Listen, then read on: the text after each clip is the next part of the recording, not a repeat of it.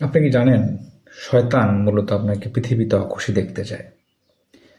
শয়তান মূলত চায় আপনি পৃথিবীতে সমস্যায় পড়েন, আপনি পৃথিবীতে আহ, আপনার ধন সম্পদ বৃদ্ধি না হোক। আপনি কি জানেন কিভাবে বলেন তো?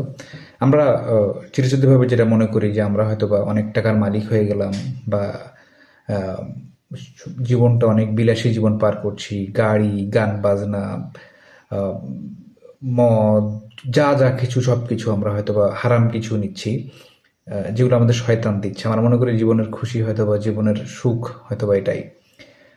বাট এসবের এসব যখন আপনি করছেন তখন আপনি কিন্তু আল্লাহর কাছ থেকে দূরে। আল্লাহ কোরআন মাজিদে কি বলছেন?